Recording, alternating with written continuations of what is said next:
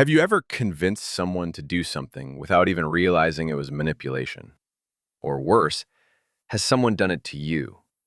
The undeniable fact is manipulation isn't always loud or obvious. Sometimes it's subtle, sometimes it's effective, and sometimes it's you doing it. In this video, we're breaking down 12 common manipulation tactics. Number 7 will shock you.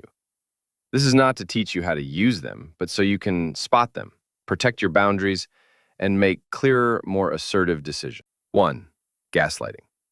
This one is psychological warfare. It makes the other person question their reality, memory, or sanity. You hear things like, "I never said that." "You're overreacting." "Maybe you just imagined it." Over time, it erodes self-confidence and gives the manipulator full control of the narrative. 2. Love bombing. This is when someone showers you with attention, praise, or gifts fast. They move quickly, overwhelm your emotions, and create a false sense of safety or connection. But once you're hooked, the dynamic often changes. It's all about control wrapped in affection. 3. Guilt tripping. Ever heard, "After everything I've done for you, this is how you treat me"? That's guilt tripping. It's emotional blackmail that plays on your conscience to get compliance. Even if the request is unfair, you're made to feel like saying no makes you a bad person. 4. Foot in the door technique. Start small, go big.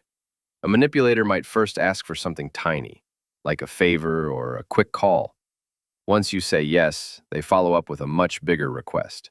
It works because we want to stay consistent with our initial yes. 5.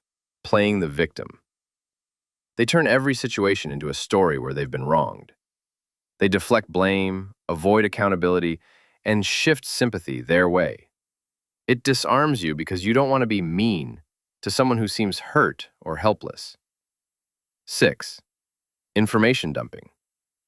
This tactic involves talking so fast or offering so much detail that the listener can't keep up. The goal? Confuse you into submission.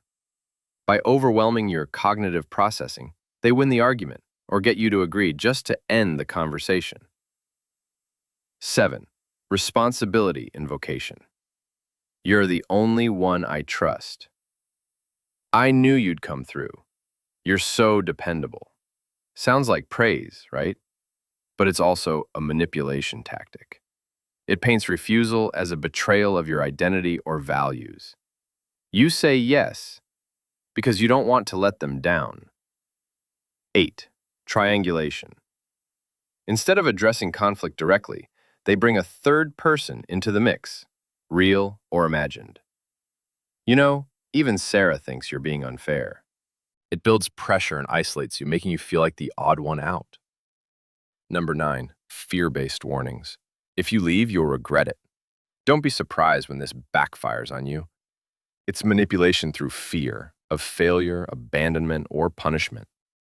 The threat doesn't need to be real. It just needs to sound convincing enough to stop you from acting.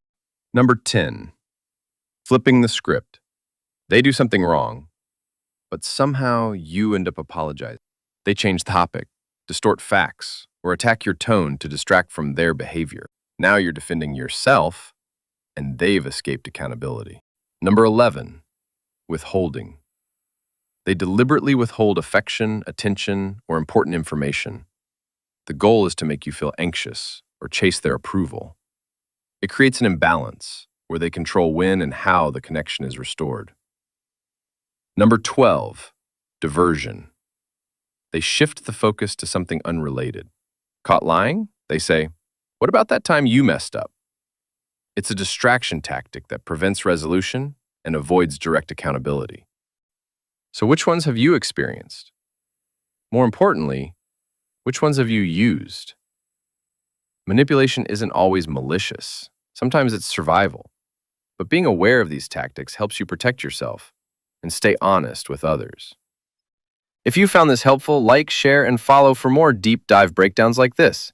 See you in the next one.